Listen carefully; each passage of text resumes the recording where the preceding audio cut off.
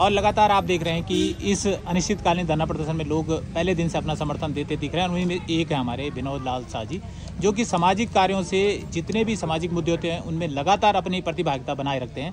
विनोद भाई, बहुत बहुत स्वागत है। और जिस तरह से आप इस कार्यक्रम से जुड़े हैं, क्या कुछ इस कार्यक्रम की रूपरेखा है, क्यों आपको इस कार्यक्रम में आना पड़ा है और आगे क्या कुछ होने वाला है? सबसे पहले तो मैं उत्तराखंड की आवाज़, आपकी धरातलीय मुद्दों को उठाने के लिए धन्यवाद करना चाहता हूं। लगातार आप इस प्रकार के मुद्दों को अपने चैनल के माध्यम से सरकार तक हमारा मीडियम का काम करते हैं। आपका बहुत बहुत धन्यवाद।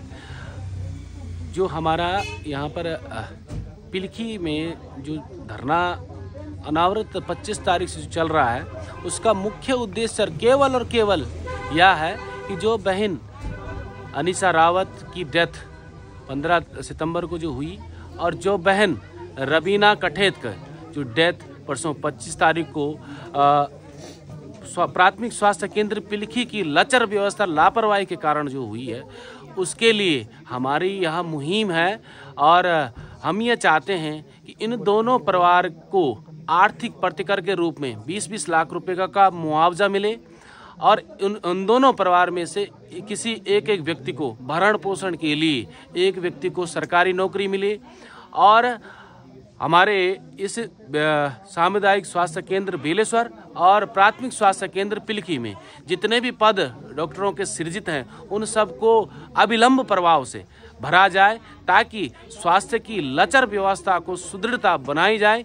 और उसके बाद हमारे इस 3 लाख की आबादी वाले विकासखंड भिलंगना और विधानसभा घनसाली को एक उपजिला अस्पताल की घोषणा हो। ये हमारी मुख्य बिंदुओं पर मांग है। और लगातार हमारा जो ये अनिश्चितकालीन धरना 25 तारीख से अनवरत आज तृतीय दिवस में यहाँ पर चल रहा है, अपार लोगों का जन समर्थन मिल रहा है। सभी दलगत राजनीति से ऊपर उठकर, चाहे बीजेपी हो, कांग्रेस हो, यूकेडी हो, स्वाभिमान मोर्चा, विभिन्न प्रकार के फंटल हो, चाहे विभिन्न प्रकार की समितियां हो, मंच हो, मोर्चा हो, सब लोग इसमें बढ़ चढ़कर हिस्सेदारी ले रहे हैं। क्योंकि हमारा ध्येय निर्मल है। हमारा सिर्फ और सिर्फ एक लक्ष्य यह है कि हमारी जो घनसाली में लचर पड़ी, जो हमारे या लकवा पड़ी जो ये हमारी स्वास्थ्य व्यवस्था है, इसको किसी न किसी प्रकार से येन केन प्रकारेण हमारी सुदृढ़ हो, ताकि हमारी बहू बेटियों का संरक्षण मिल पाए। हमारी बहू बेटियों इस तरह से अकाल मृत्यु की ग्रास में काल का ग्रास काल करने वाला ना बने। ये हमारी मुख्य हमारा जो उद्देश्य है। और इस उद्देश्य को निर्मल करने के लिए हमने यहाँ पर सभी के परामर्श से, हमारे चाहे पूर्व, वर्तमान, निवर्तमान, भूतपूर्व, हमारे जनप्रतिनिधि, समाज सेवी, विभिन्न प्रकार के फ्रंटल और हमारे वरिष्ठ नागरिक मंच, सेवानिवृत्त समितियां और हमारे वर्तमान में कार्यरत और कर्मचारी, अधिकारी गण और शासकीय अशासकीय में जितने भी यहाँ घनसाली के जो लोग हैं, चाहे वो यहाँ हैं चाहे वो बाहर हैं, सभी लोगों को साथ में लेकर हमने एक निष्पक्ष एक समिति का, एक मोर्चा का निर्माण कर रखा है, जिसका नाम रखा है हमने घनसाली स्वास्थ्य जन संघर्ष मोर्चा। इसका मूल उद्देश्य यह है कि, और इसका जो शीर्षक बनाया हमने ऑपरेशन स्वास्थ्य। ऑपरेशन स्वास्थ्य का मतलब यह है कि हम चाहते हैं कि जिस प्रकार से चौखटिया में सभी लोगों ने बढ़ चढ़कर बिना स्वार्थ के, बिना लाग लपेट के, बिना राजनीतिक संरक्षण के, बिना राजनीति के हमारे जितने प्रकार की द्वेष भावनाएं, चाहे जिस प्रकार की विचारधाराओं को ऊपर उठकर एक निर्णायक लड़ाई लड़ी, उसी निर्णायक लड़ाई की अपेक्षा हम लोग इस मंच के द्वारा सभी जितने हमारे जनप्रतिनिधि गण हैं, मैंने कहा पहले भी, पूर्व हो, वर्तमान हो, निवर्तमान हो, और जो हमारे नवनिर्वाचित जो हमारे सदस्य गण हैं, चाहे वो ब्लॉक लेवल पे हो, चाहे हमारा जिला पंचायत के सदन से हो, चाहे हमारे विधानसभा के हमारे माननीय विधायक जी से भी यही कहना है। हम तो कहते हैं माननीय विधायक जी, यदि आपकी आवाज़ को किसी पटल पर यदि रोका जा रहा है, क्योंकि आप हमारी आवाज़ हो, हमने आप सभी लोगों ने आपको विधानसभा में लगातार दूसरी पारी में भी भेजा है, और यदि माननीय स्वास्थ्य मंत्री, माननीय मुख्यमंत्री जी आपकी बात नहीं सुन पा रहे हैं या यदि आपकी बातों को अनदेखा किया जा रहा है, तो हम तो कहते हैं इस मंच पे आइए, हमारे इस मंच को लीड कीजिए, हम आपके पीछे चलेंगे। चाहे उसमें मुख्यमंत्री आवास कूच की बात हो, चाहे सचिवालय घेराव की बात हो, चाहे निदेशालय घेराव की बात हो, जो भी संभव हो सके उसके लिए हम आपके साथ हैं।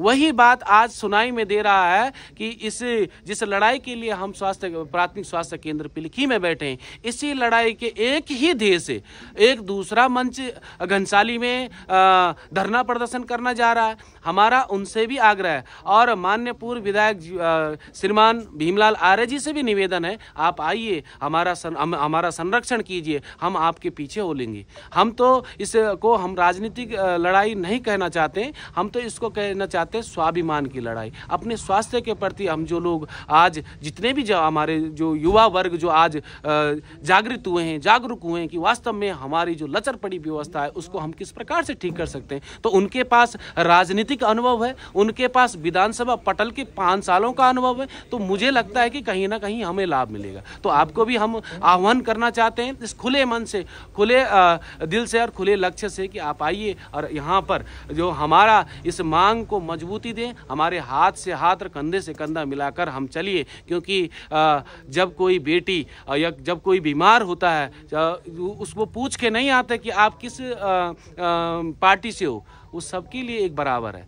और हम चाहते हैं कि सब लोग एक मजबूत आवाज़ बनकर यहाँ की स्वास्थ्य व्यवस्था के लिए एक साथ लड़े।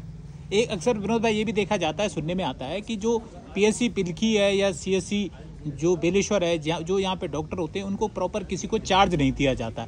ये भी एक बड़ी दुविधा दिखती है, जिससे मुझे लगता है कि कहीं ना कहीं जो यहाँ पे व्यक्ति है वो पूरी तरह से जिम्मेदारी नहीं लेते हैं। हाँ, ये भी आपने बहुत अच्छा सा प्रश्न किया माननीय उनियाल जी कि यहाँ पर प्रभारी चिकित्सकों को ही भेजा जाता है। ये मेरी समझ से परे है। क्यों प्रभारी बनाया जाता है, परमानेंट क्यों नहीं कर देते किसी व्यक्ति को, ताकि वो अपनी जिम्मेदारी लायबिलिटी को समझे और उसका एक जिस प्रकार से हमारे माननीय स्वामी जी पहले जो सीएम, जो अभी वर्तमान में सीएम है, जो यहाँ पर प्रभारी चिकित्सा अधिकारी रहे हैं और 22 साल का उनको यहाँ का अनुभव है, उन्होंने भी हो सकता है करते करते कहीं पर कोई गलतियां हो सकती है। कोई डॉक्टर भगवान नहीं है कि उससे गलती ना हो, इंसान है, इंसान गलतियों का पुतला है। पर लेकिन फिर भी लोग मुझे लगता है कि 70 से 80% तक उनसे सेटिस्फाई थे। तो इसी प्रकार से हम चाहते हैं कि यहाँ पर प्रभारी चिकित्सा अधिकारी हो और प्रभारी चिकित्सा अधिकारी के बदले परमानेंट चिकित्सा अधिकारी हो, ताकि वो अपनी जिम्मेदारियों से भाग ना पाए, उनको समझे और उसको बखूबी निभाए। धन्यवाद विनोद भाई।